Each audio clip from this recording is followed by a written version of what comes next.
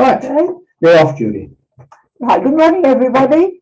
I can say lovely to see you all, but I can't.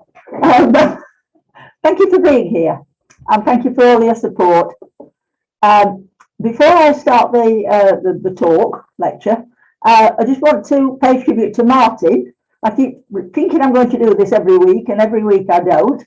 So this is a good opportunity. It's the last talk before Christmas, just to say how supportive Martin is in every way, and that Martin produces the fact sheet that you receive, and Martin finds all the pictures. I don't provide any of them anymore. Martin finds all of them, and I think you'll agree they are excellent. Many of them I've never seen before. Martin searches for them and chooses the most appropriate, and I think you'll agree they're spot on. They are excellent. He does this every single time, and I just want to say thank you to him, really on your behalf, but certainly on my behalf, because he does such an job of matching the illustrations to the text and placing them. And of course, all that is Martin. All I do is write some notes in my, well, I try and do it in writing he can read. And Martin does all the rest. Martin actually does a lot more than I do. So I just wanted to say that and make sure that you know this before I forget altogether. Because it's on my mind to do it every single week, every single fortnight. I think, oh, I was say what I've just said. And then I go home and think, oh no, I didn't say it, I forgot. Sorry, Judy. Martin, your video's dropped out again.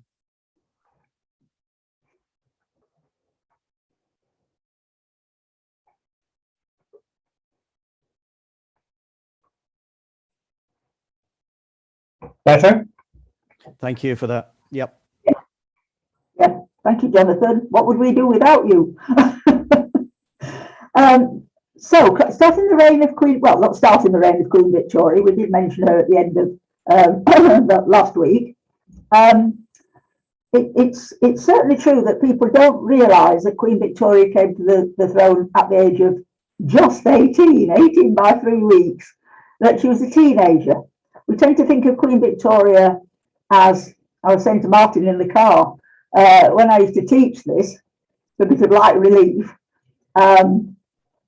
I would say that they had recently discovered Queen Victoria's, well, knickers, to use the word they used in those days, pants, undergarments in Windsor in a cupboard that hadn't been looked at for many, many years. And when they measured them, they were 54 inches around. So I put that on the board, and of course the pupils didn't know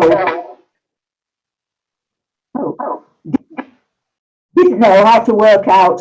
They're used to metric, so it took me quite a long time to work out what these inches were all about. And then I said she was 4'11" in height. Then there was sort of, I said I'd give a house point to the first person who worked out what shape she was. It all went very quiet while they worked it out, and then hands would go up and said, Mrs. Stevens, she was completely round. And then one child said, like a space hopper in a dress. Which I thought was extremely clever. And then another child said, she's sort of like a Christmas pudding, isn't she, in a dress? And that's the picture we have of Queen Victoria, in a way. It's sort of the grieving widow. She wore black for the rest of her life. She never wore any other colour. She was widowed at 42, and for the rest of her life, and she was a widow for longer than she'd been a married woman, she wore black. And that's the image we have of her, rather a stern-looking, very serious person, wearing black, in mourning for her husband virtually for the rest of her life. We don't imagine her enjoying herself or laughing, and we certainly can't imagine her being only 18 years old. We found that really kind of quite difficult. Even when we know she was only 18, it's hard to connect that with the Queen Victoria that we know because of statues and so forth. They show us either a middle-aged or an old lady. So we've got to try and put ourselves in the frame and think of her as a rather immature teenager, 18 years old, not like a modern teenager, not like a modern A-level student, for example. She'd been very, very much controlled, as we said last week. She hadn't mixed with society.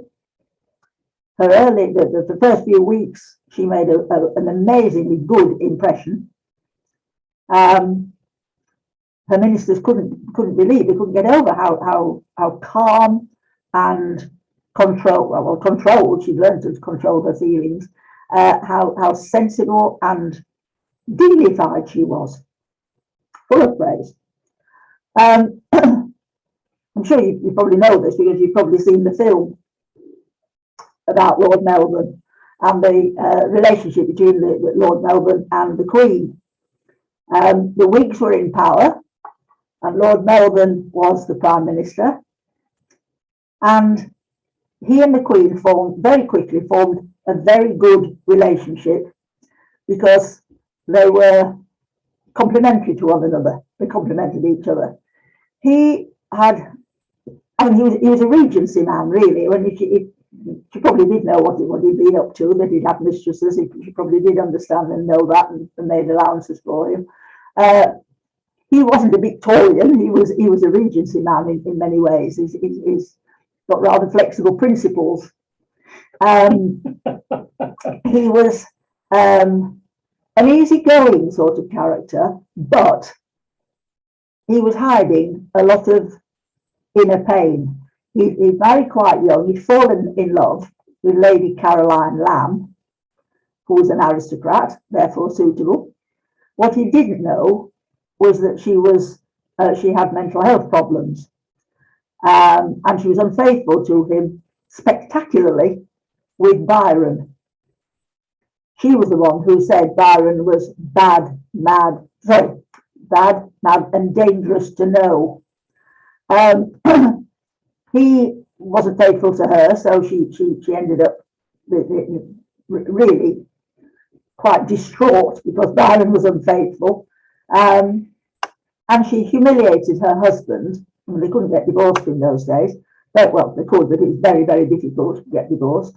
And aristocrats tended not to anyway, because it brought disgrace on the whole tribe, the whole family. They had one child who was, he grew up, he looked normal, but he wasn't. He was very backward. I was going to say retarded, but we're not allowed to say that anymore, apparently. So backward and really couldn't be taken out in public.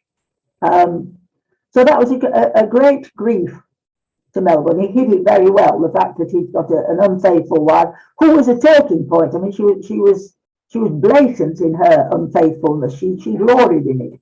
She was a poet and a writer. She was a very talented woman, but she brought him nothing but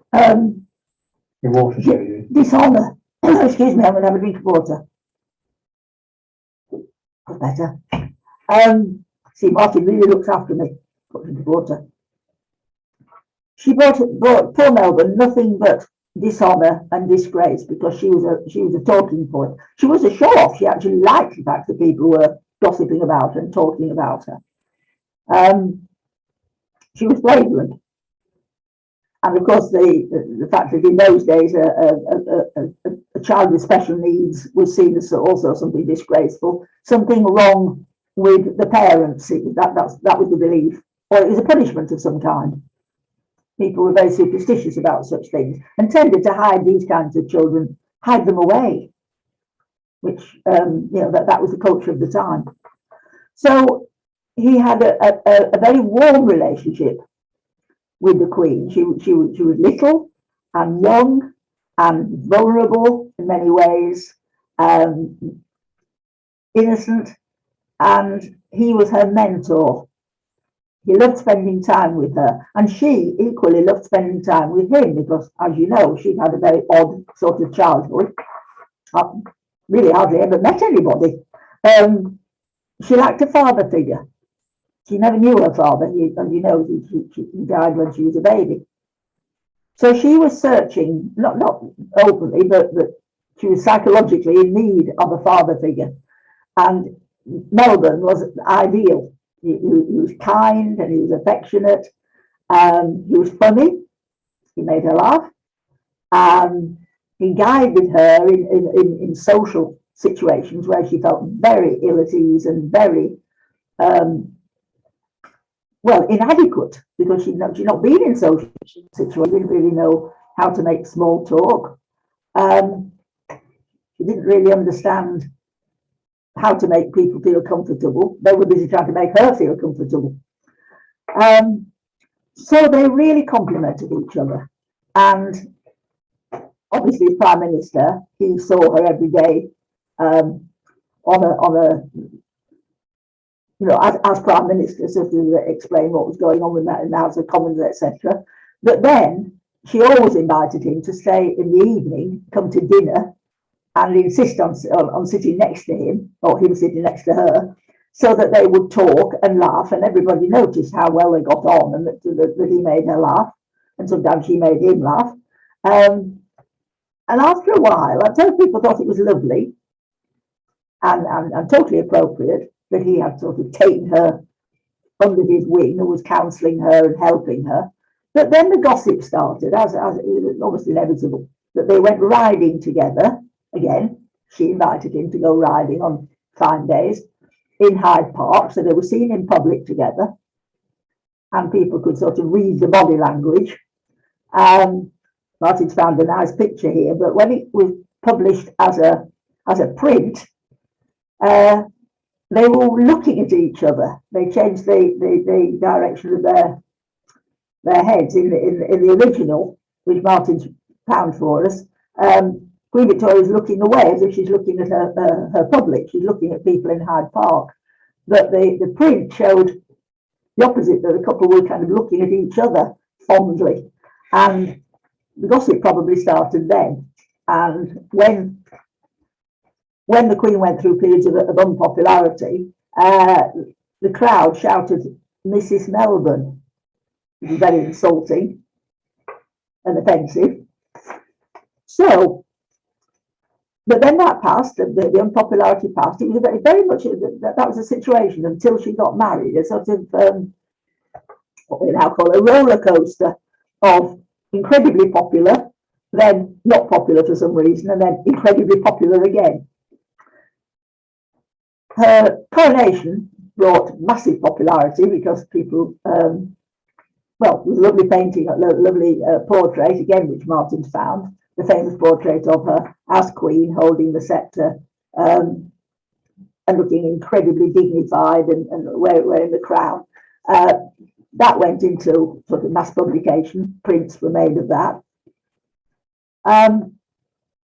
So like a frenzy of loyalty for the Queen and support, and people complimenting her on how well she behaved during the coronation, which, as many of the 18th century coronations had been, was a shambles. They didn't seem, the powers that be in Westminster Abbey, the clergy, didn't seem to think they needed a rehearsal or anything of that kind. They didn't think that they should have a run through or explain to the Queen what she was supposed to do and where she was supposed to be. Many of the clergy that were taking part in it were old and hard of hearing, and their eyes weren't too good either. So at one point, the Archbishop turned over 2 pages in the coronation ceremony, and the Queen was completely bewildered. She got a book with it all in. Where are we in the service? What is going on? What's he doing now? All sorts of things went wrong. And as Melbourne said afterwards, the only one that seemed to sort of remain dignified and calm and behaving in an appropriate way, because this is a religious ceremony after all, was the young Queen. And she remained dignified and showing due decorum. And people said she really did look as though she was experiencing something.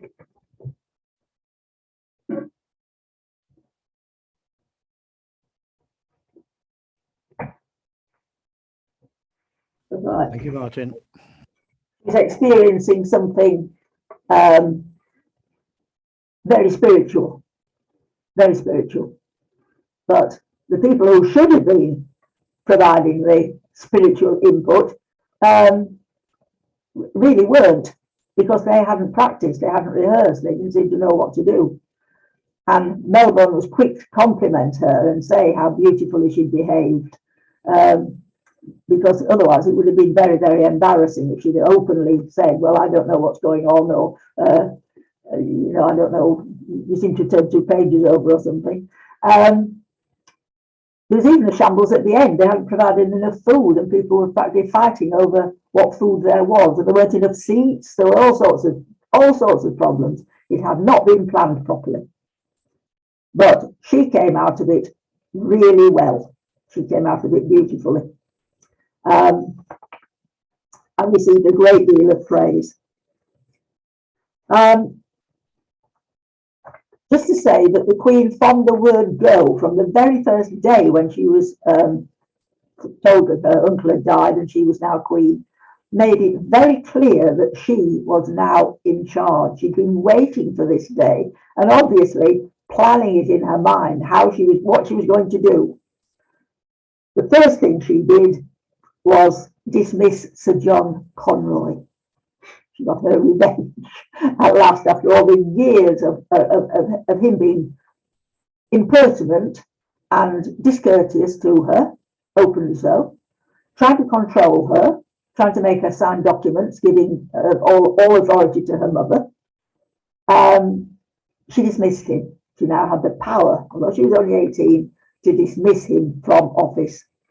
She also had the power to control her mother, Duchess of Kent, who, to her surprise, discovered that she'd been allocated apartments a long, long way away from her daughter's apartments. The Queen was expressing her total desire to be independent. At long last, she gained independence.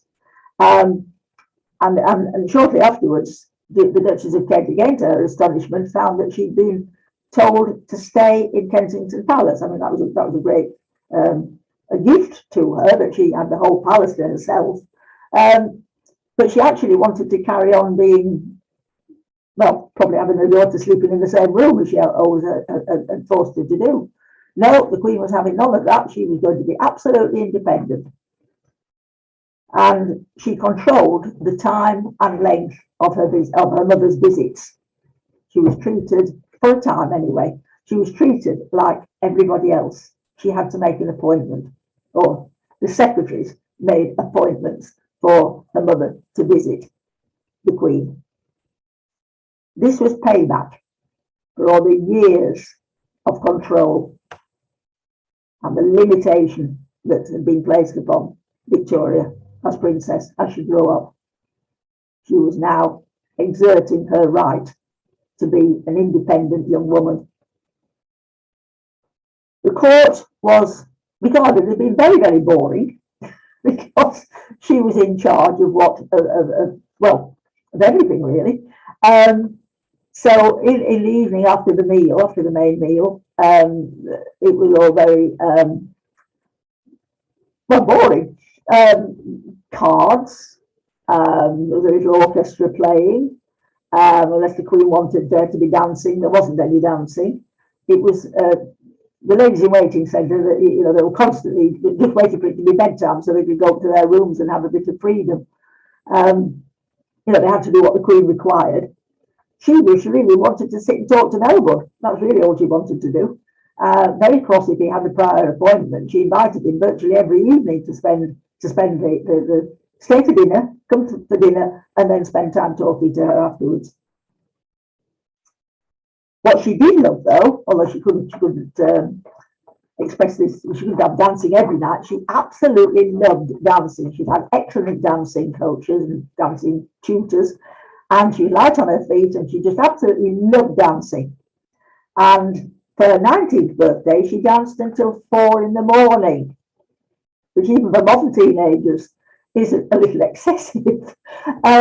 She didn't feel the time dragging at all, quite the reverse. She just absolutely loved the idea, the music and the lights, and the fact that she danced well, never short of partners, obviously. And that was how she could, I'd say, she couldn't do that every night. She would have been regarded as very frivolous, and that wouldn't have been appropriate. But when she did organise dancing, 2 o'clock was early for her, and people were desperately tired because they felt, you know, they wanted to go to bed about 10:30. She was sort of dancing away, and they couldn't go until she said. You know, the coaches had to stay, trying to look alert and enjoying themselves. Some of the older ones certainly weren't. They wanted to go to bed. So she was popular. She was young, she was popular, and she was enjoying her freedom so much. You know, she kept writing in her journal, so we know how much she was enjoying, far more than most people, because she'd been so limited and controlled by Sir John and her mother. She was rejoicing in all this freedom to make choices and control other people, it has to be said. That she was, without realising it, she was enjoying the fact that the situation was reversed and that she was in charge. And then it all went horribly wrong. The Lady Flora Hastings affair. So, very popular after her coronation. And the fact that she was enjoying life so much, that was kind of infectious. The fact that she was loving her new life.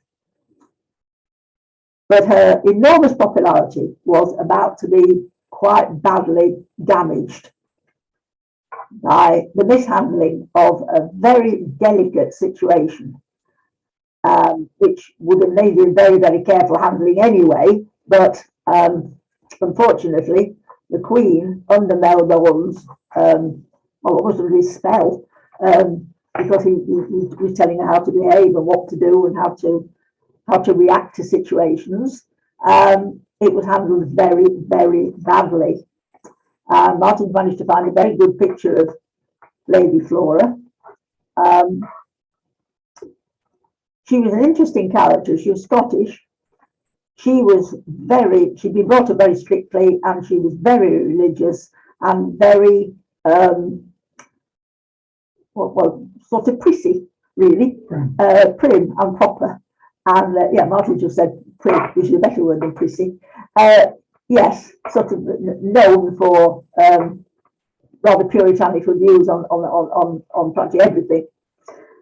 She'd been lady in waiting to the Duchess, so she'd obviously come into contact with Princess Victoria over many years, and Princess Victoria didn't like Lady Flora Hastings.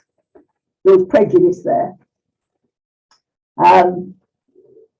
She believed, probably correctly, that Lady Flora was a spy, and that she talked about Princess Victoria, you know, when her mother wasn't with her, when she got having with tutors, for example, the dancing tutor, Lady Flora would be on hand in the same room, and then would tell the Duchess of Kent if Victoria had said or done something that the mother perhaps wouldn't approve of. So it's totally understandable that Queen Victoria, when she became Queen, didn't like Lady Flora. She was biased against her from the word go. Didn't think of her as a friend, thought of her as a spy, somebody underhand, somebody who was willing to take on this role of reporting back to the Duchess. So she sort of inherited Lady Flora Hastings, who was sort of still in post, but was now lady in waiting to the Queen. On a sort of rota basis, not lady in waiting all the time, every day, on a rota basis. So she didn't like her, she didn't trust her. There was there was a history there. So this added to what became a scandal. So Lady Flora visited her family in Scotland fairly regularly because it was a very, very long journey. And on one occasion, she shared a coach on her own with Conroy, Sir John Conroy. And then Lady Flora became unwell and sent for a doctor, Dr. James Clark. She began to put on weight on her lower body and was having bilious attacks. In fact, she was having the bilious attacks before she started to put on the weight. And of course, rumours started. Rumours developed that she was pregnant. Probably didn't use that wicked word then. That was horses got pregnant. Women were in an interesting condition. There are all sorts of euphemisms. I'm sure you know most of them. But in those days, you didn't actually say, even expecting a baby. It was a pit patter of tiny feet, expecting an addition to the family. Enceinte was the current word. The French word was seen to be much more polite and attractive than saying it in English, enceinte. And there were many other euphemisms in an interesting condition. Expecting a happy event or a visit from the stork. I mean, they wouldn't say that to aristocracy. That was a sort of working class thing. Although working class people are a bit more down to earth and would probably say, say it more like we do. So there were whispers, there were rumours. Why is she putting on weight in a certain area of her body? And why is she feeling sick? But she was open about it. She was open about the sickness. She'd actually sent for a doctor. Unfortunately, Sir James Clark was flaky, to put it mildly. He gossiped about his patients, which is absolutely forbidden today. And we take that for granted, don't we? We take it for granted that doctors now and people in the health service don't talk about their patients. It's a given. And we trust that that is the case. Now, Sir James didn't have a very good reputation anyway. He was the one that had been not misdiagnosed, the Duke of Kent. He kind of knew he'd got pneumonia, but he handled the situation so badly that the Duke died more of what the doctors were doing than of the pneumonia. That could have been dealt with. So Sir James Clark didn't have a good reputation, but he was he was a real courtier. He flattered people and he said all the right things. He had fantastic bedside manner, even though he was a poor doctor. His diagnoses were often wrong. But the royal family were loyal to him. Queen Victoria continued to be loyal to him, even though he made errors of judgment and errors in diagnosing, errors in treatment. Weirdly, she continued to be loyal to him because of his manner, because he had an attractive manner. So the gossip started. Baroness Lehzen, who was Queen Victoria kept her on, although obviously she didn't be governess anymore, but she was now her friend and companion.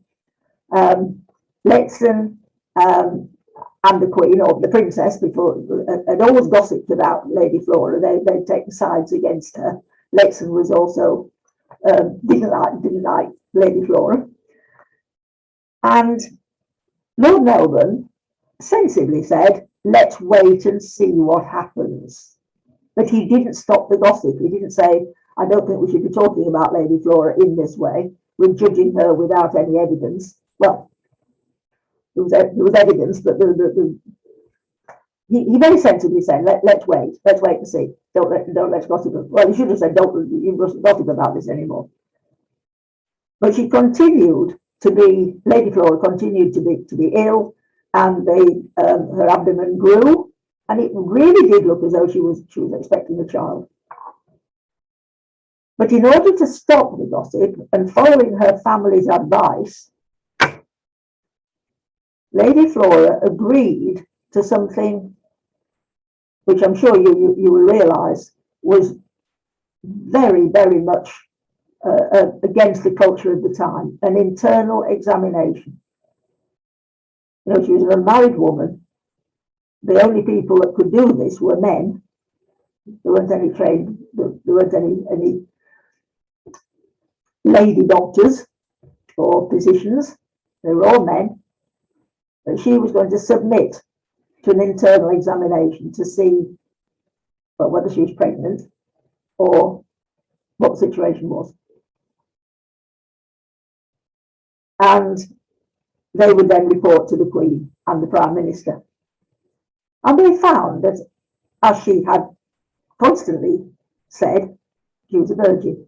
But what an awful experience for her, an absolutely devastating experience. But she had asked for that to happen to stop the rumours, which she knew of. And her family knew about it. They were desperate to sort of stop this awful accusation that she wasn't what she appeared to be. She wasn't prudish and virginal. She'd had an affair with John Conroy. But she was a hypocrite, in other words. So, you know, adding to the scandal that she was immoral, also that she said one thing and did something different. You know, she was also a hypocrite. The Queen then went to see, very, very reluctantly, I mean, this is all in her journal. She opened up, you know, wrote exactly what she felt, wrote it all down in her journal. But she didn't want to go and see her. She didn't want to go and see her lady in waiting, but she felt she ought to go. It was the right thing to do. And she discovered, as she wrote in her journal, that Lady Flora was very weak. She was lying on a sort of day bed. Couldn't get up to speak to the Queen and curtsy to her. She was too weak to get off this day bed. The Queen said it was all right. She, you know, don't get up. Very weak with this distended stomach, but otherwise the Queen said she was very, very thin, like somebody close to death.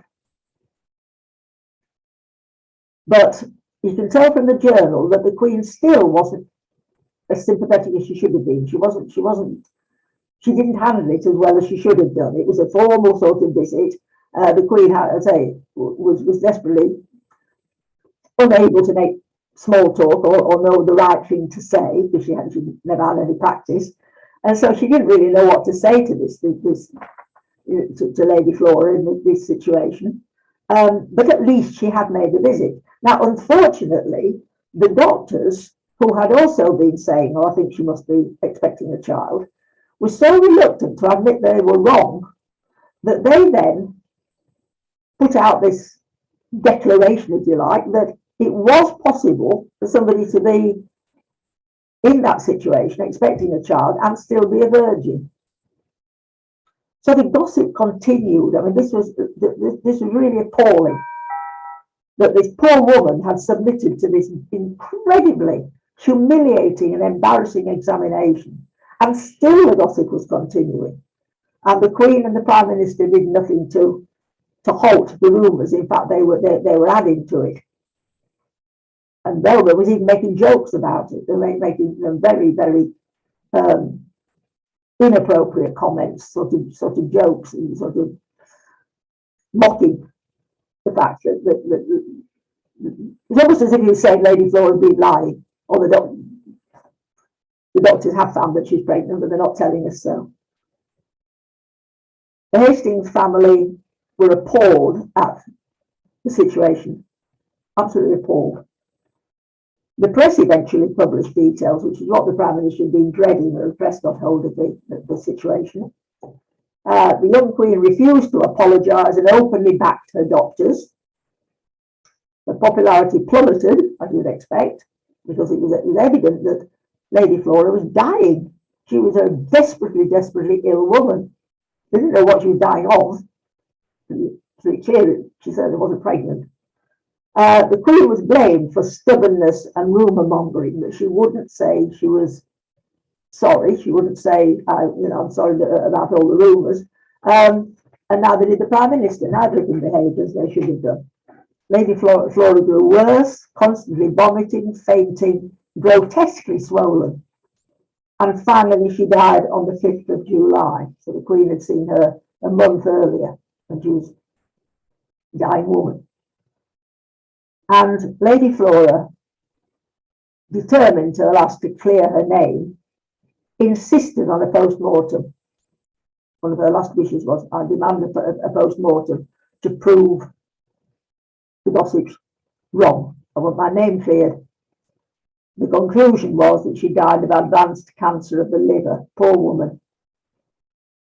And the Queen continued to show an obstinate refusal to take any responsibility or to express any contrition or sympathy. She behaved very badly. She dug her heels in, and reverted to the stubborn young lady that Lexon had reported on. The once Queen had got the idea that she was in the right. That was it. You couldn't make her change her mind. She was very, very stubborn. So this is the Queen at her worst.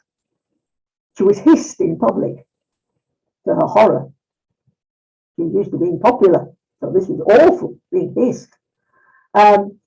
The tradition was that you sent an empty coach to her. If you couldn't attend yourself, you sent an empty coach to the funeral to represent you. It sounds a bit strange to us, but to represent you, and so a royal coach went, and that got stones thrown at it, which is the way in those days that the public would show their hatred or their dislike of a situation. Like the Prince Regent and later George IV got used to stones being thrown and being hissed. But the Queen, of course, horrified, what had happened to all her popularity. And also, when she went riding in Hyde Park with Lord Melbourne, to her amazement and horror, men refused to doff their caps or show courtesy or bow their heads, which she'd been used to, of course. That's how the public behaved. Now they weren't. They just looked at her in a hostile way, because she recorded all this in her journal.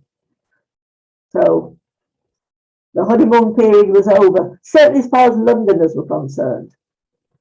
They had turned against her, and they were saying some of the older, and some of her councillors, some of her not just her courtiers, but some of her ministers are saying what a stubborn young woman she was, and how self-centered she was. That she couldn't. Perhaps an apology was a bit much to expect, but she couldn't show contrition of any kind, because she always thought she was right, or thought she was always right. Yeah, put that around a different way. She thought she was always right. She was very confident in her own judgment. So the bedchamber crisis. So this was closely followed. Well, it wasn't followed. It was happening at the same time as the Lady Flora Hastings situation. So during the months of Lady Flora's suspected pregnancy and the accusation that she'd had a secret affair with Conroy, of all people, the political situation was changing. To the Queen's, well, she dreaded this happening. I mean, she knew what was happening. That was that the Whigs were struggling to maintain their position. They'd been in power for years, and as usually happens, the political parties either run out of steam or make a lot of mistakes, or people just get fed up of them or want to change, want to try a different party, see what they'll do. All those factors were in play. The Whigs have been in power for a long time. They defended different. I mean, all reforms offend somebody. Even if they're reforms, somebody will be angry and upset. So, for example, the Factory Act of 1833, which stopped very, very small children, very young children working in factories.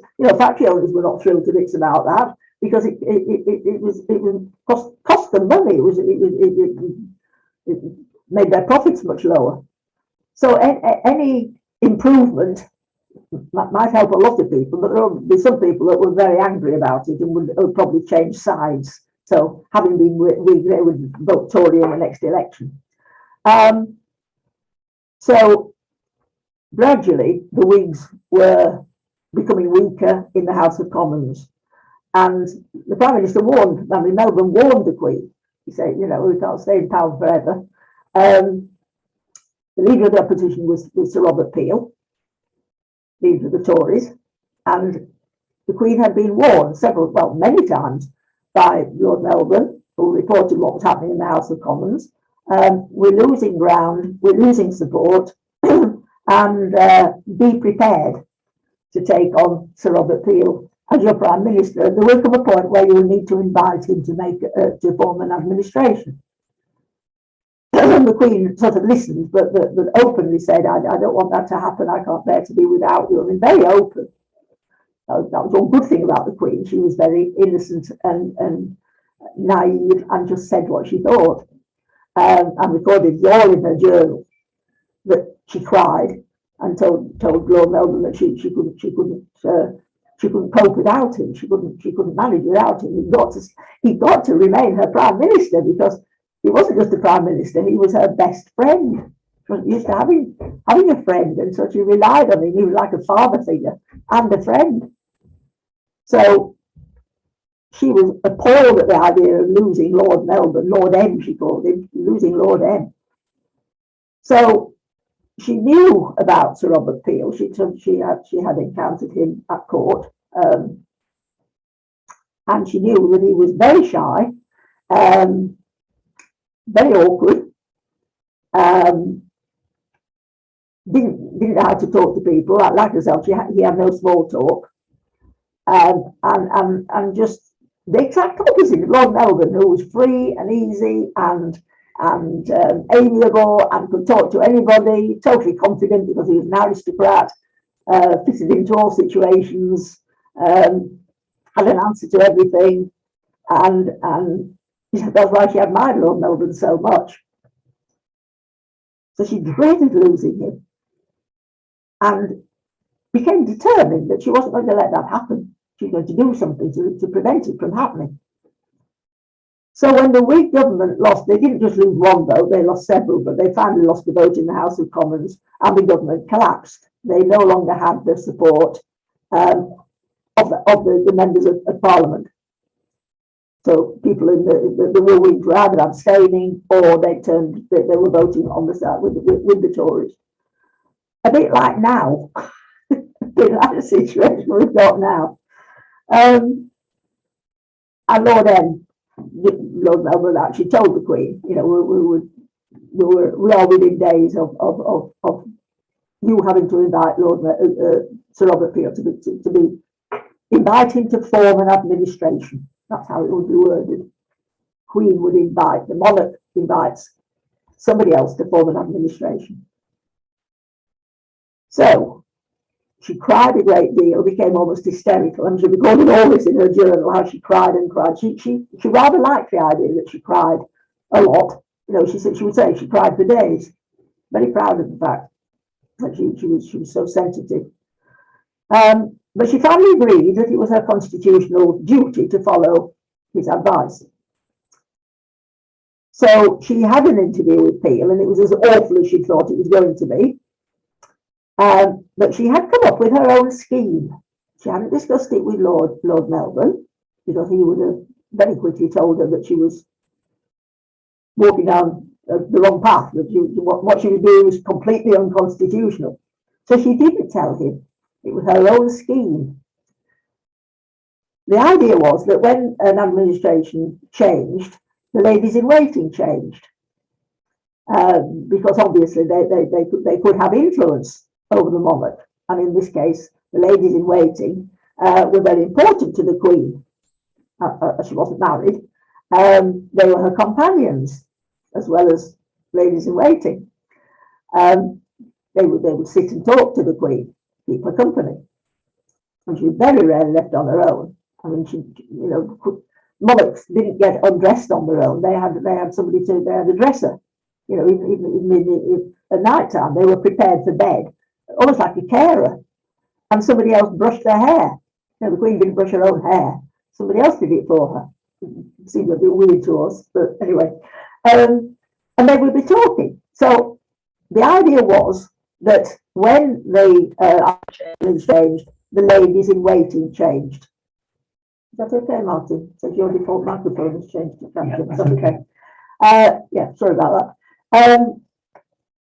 So the Queen had sneakily come up with a brilliant ruse, a brilliant way of not having to part with her beloved Lord M. And the sneaky idea was that she would just flatly refuse to change her ladies in waiting to Tory ladies. As I say, she hadn't discussed this. It was her own idea. So she would refuse to cooperate. And so Sir Robert Peel came to see her, and at first everything seemed to be going all right. Very awkward. There were pauses. She wrote in her journal there were pauses.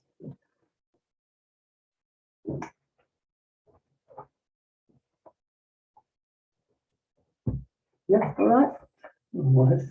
Sorry. So there were, it was very awkward talking to Robert Peel because he was so inarticulate. I mean, he wasn't always articulate. He was talking to a man about something important, but he had no small talk, and neither had she. So she said there were awkward pauses. But it seemed to go quite well. And then another interview, later, the sort of following day,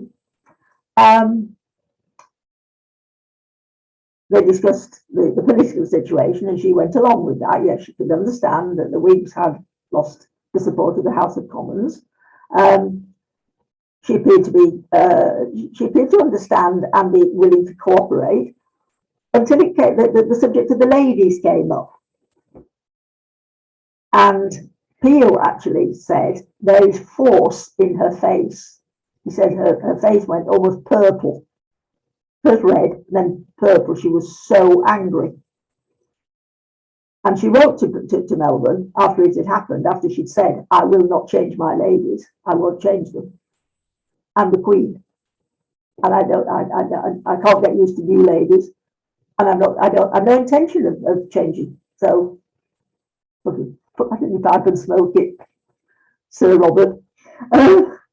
They wanted to deprive me of my ladies, she wrote to Melbourne. They wish to treat me like a girl, but I will show them that I am Queen of England. So, sort of hints of Elizabeth I speaking to her troops before the Armada, before the attempted invasion by the Armada. I am Queen of England, but you know, this is a 19-year-old talking. So, and Peel felt obliged to accept what she was saying. He couldn't, and what could he do?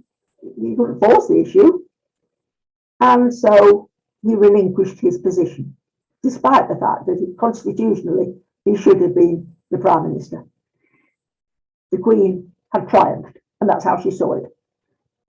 That she had won a great victory. She had the dearest Lord M back as her Prime Minister. Everything would carry on as it had been before. And in fact, the Whigs did limp on for another 2 years. What she didn't seem to have realised was the effect this would have on,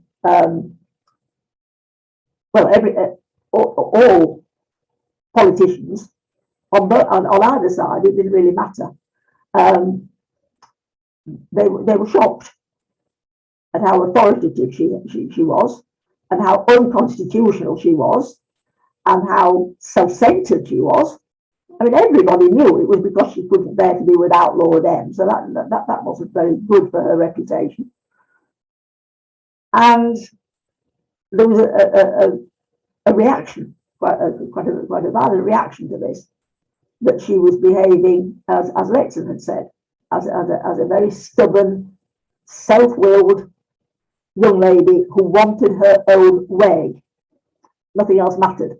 She must have her own way. So this was a very large error of judgment. And if she confided in Lord Melbourne, he would have strongly advised, he would have told her not to do it, and she would probably have listened. In 1841, the situation was taken out of her hands. There was a general election, and the Tories were firmly in power with a handsome majority. The Queen then had to accept Sir Robert Peel as her Prime Minister and say goodbye to Lord Melbourne. But by that time, she was a married woman. By that time, she had changed considerably because she was madly in love with her husband, with Albert.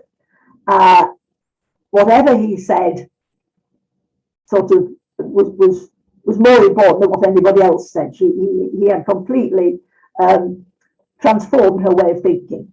She didn't need Lord M anymore. She didn't need anybody else. She just had her husband, who was wonderful. Although he was foreign, he was German, he seemed to understand the British Constitution in a way better than she did. And he was able to see through Sir Robert Peel's shyness, because he was very similar. He was very much like, they were birds of a feather.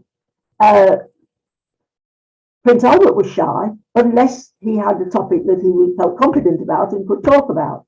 And luckily, he and Sir Robert Peel got on famously, because they both found small talk not just difficult, but somewhat frivolous and unnecessary. And they saw eye to eye on many issues. And so the Queen changed her opinion of Sir Robert Peel, began to admire him, and found him a totally acceptable Prime Minister, and that he wasn't what she'd imagined. She thought he was actually bad-mannered, and he wasn't bad-mannered. It just that he was very, very nervous and shy and awkward in the public situation. But now she began to see his good qualities, because her husband pointed them out. And say she really did accept her husband's judgment on everything, including her clothes. She wrote in her journal that she never chose a dress without asking Albert's opinion. Unfortunately, his opinion was usually rather strange. She ended up looking rather awful when they went to France. The first visit to France since 1520, when Henry VIII had gone to France for the famous Field of Cloth of Gold. They hadn't, because they were our enemy. Royalty had never been to France since then. And the Queen and the Prince went in the 1850s to rapturous, agreed to rapturously by the French public. It was a great, enormous success, this visit.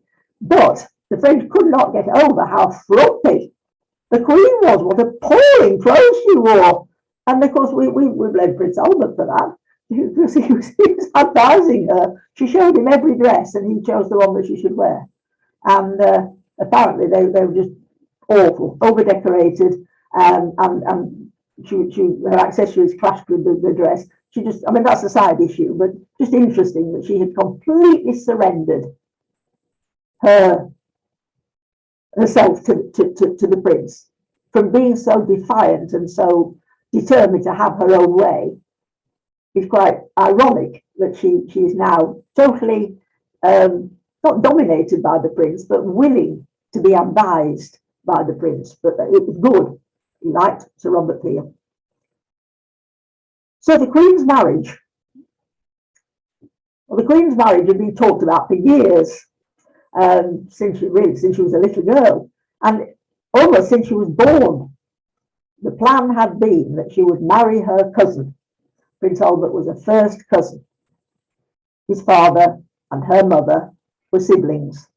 They shared a lot of relatives, including Prince Leopold, later the first king of Belgium. And Belgium became a separate country, broke away from Holland. Prince Leopold was invited to be the first king. So the Belgian royal family are descended from this family, Saxe-Coburg-Gotha. And Leopold had, as soon as these babies were born, were talking about a marriage. Sounds extraordinary, but marriages were arranged in those days, of course, for royalty. Prince Albert was 3 months younger than Queen Victoria, and as soon as this baby was born, Prince Leopold was talking about, wouldn't it be lovely if this sweet little prince married the May Blossom. The May Blossom was Victoria, because she was born in May. And so very sentimentally, very German, very Germanic, the May blossom, the May baby. So, you know, as soon as Prince Albert was born, absolutely newborn, they were talking about a marriage. And Leopold just continued to promote this marriage. There were other candidates. There were quite a few other candidates. And that periodically some princes would come to England and on a state visit, and they would dance with the Queen and talk to the Queen, or the princess, but the Queen now, she's become Queen, and it's becoming more urgent to make sure that we've got an heir to the throne. Now, she knew about this, of course, the Queen knew about this, and she didn't want to get married for several reasons. First of all, she was thoroughly enjoying her freedom, as we've established, you know, after those years of control. She was absolutely loving her freedom. And she actually told Lord Melbourne that she didn't think she would get on with her husband because she actually said, I like my own way too much. So very honest, very open about her personality. I'm enjoying life. Why should she want to get married? And the other thing, she was very, very afraid of childbirth. Very afraid. Partly because she was small and she thought she would have problems, which turned out not to be the case at all, but she thought, understandably, 4'11", she thought she would have problems. But the other reason, of course, was because her cousin, Princess Charlotte, had died in childbirth.